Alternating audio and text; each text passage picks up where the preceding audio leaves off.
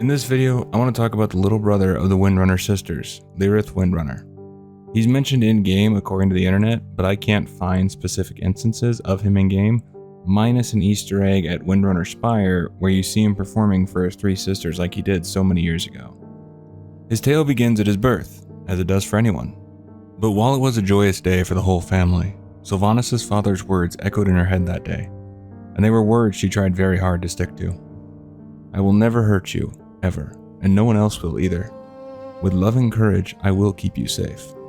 Lirath was dubbed Little Lord's Son due to his bright blonde hair, but all the children had nicknames of that sort. Sylvanas was dubbed Lady Moon by Illyria.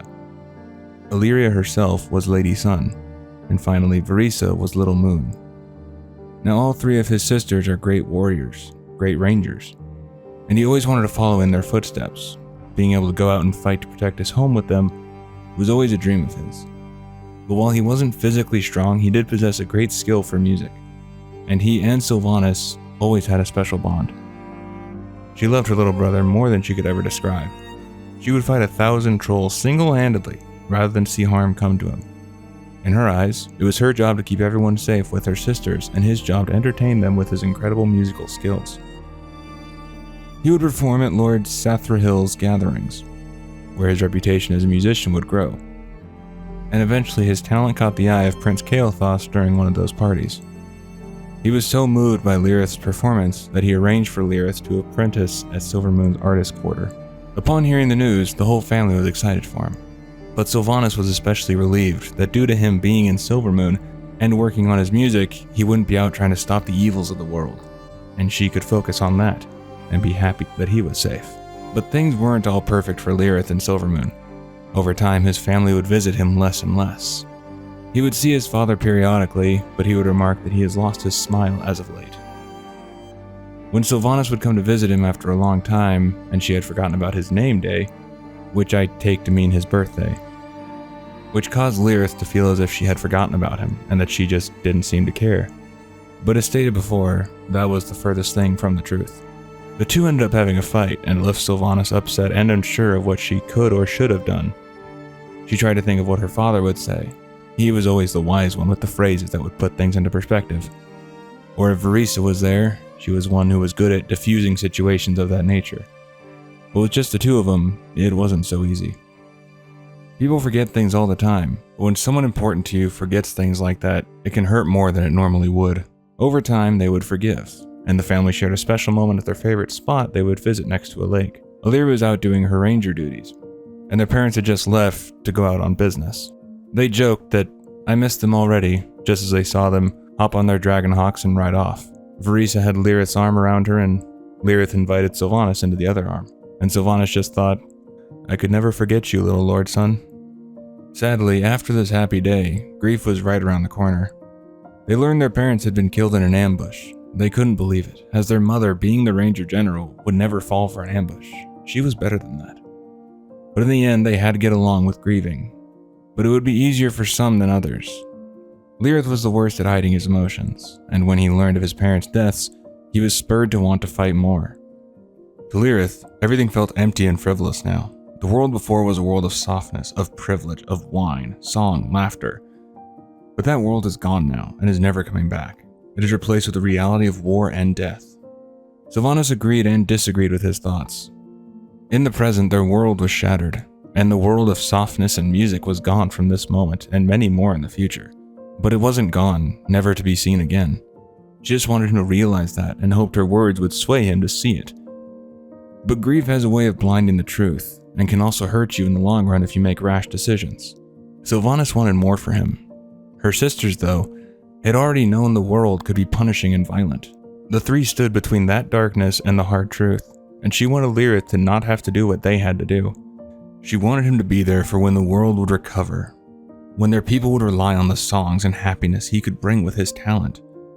She never wanted him to taste the bitterness that the three of them already knew. Sylvanas tried to make him see reason. Do you know how hard it was on them that all their daughters followed Mother's path? A path of danger, of violence, where we could die at any minute? Don't you think they sighed with relief, knowing that at least one of their children might be safe? Don't you think Illyria, Verisa, and I do? It's hard enough having to bury mother and father to mourn them. Do you think I want to bury you? Mourn you? I don't. I won't. And that is why I refuse to teach you. She had valid points, and had Lirath not been grieving, he may have understood what she was saying and agreed. But that isn't what happened. He went to Varisa and had asked her to train him. She agreed, feeling it was better to get training from her than someone else, or even try to train on his own. At the end of the day, she just wanted to help her little brother. An attack came to Sylvanas' home by the orcs. She arrived after it was said and done. The family home that had been protected and safe for years, but now was in ruin. With the bodies of their guards and friends all around her, she was desperate to find survivors. She was having no luck, but something stopped her in her tracks. She found a body with an axe in his back, and evidence that he had lived after that attack. It wasn't a quick kill. He was clad in leather armor, not the robes of what her brother would wear, but as she got closer, she saw the hue of his hair, gold as minted coin, and her legs went weak. She got closer and after turning him over, realized it was Lirath, Little Lord's son. He had tried to help fight off the orcs, but was no match. Whether he had to fight because he had no choice, or he actively got into the battle due to having some training and wanting to help others, isn't clear. But the end result is that Sylvanas didn't know what to do. She hoped it was a dream, hoped she would wake up from this, and it would just be something she could talk about it with him after. That wasn't the case. As she waited to wake up, the world stood still, and she cradled the one she swore to protect. The one person she would fight 1,000 trolls single-handedly to keep safe. But here he was, gone, and all she could do was think of the vow she took to herself when he was a baby, in the words of her father. I will never hurt you, ever, and no one else will either. With love and courage, I will keep you safe. She's broken that vow twice now, once with her words, and today. But now there's no chance for reconciliation, or the chance to apologize. She just sat there, cradling him as she did when he was a baby in the afternoon sunshine, and remained still and silent as the world went on. As she was cradling him, she noticed the trail showing he tried to get away to safety as his life came to an end, and making the situation that much worse. After being laid next to his parents, Sylvanas wanted nothing but revenge. She said that whoever trained him, whoever indulged his fantasy to be a warrior, was to blame, as much as the one who buried the axe in his back. Sadly, she didn't have to look far for the culprit. Varisa admitted she trained him. She was just trying to help him, but Sylvanas was having none of it. She told Lorthamar to keep Varisa away from her, perhaps forever. Now this story personally hit me close to home, having dealt with the loss of someone who passed suddenly due to their own design. The feelings that Christy Golden describes hit me right in the heart, and everything that she described is spot on for what I went through. The anger that Sylvanas felt, the guilt, the questions, everything. It isn't a wound that ever heals. I wasn't sure how many people knew the full story of him, and there is more in the Sylvanas book, but I just wanted to give more of a brief overview. But there's a lot more conversation between him and the family and Sylvanas that really drive home all of it. And I personally listened to the audiobook with Patty Mattson narrating it, and she did fantastic. I would definitely recommend it, if nothing else, just for her narration. It was very well done.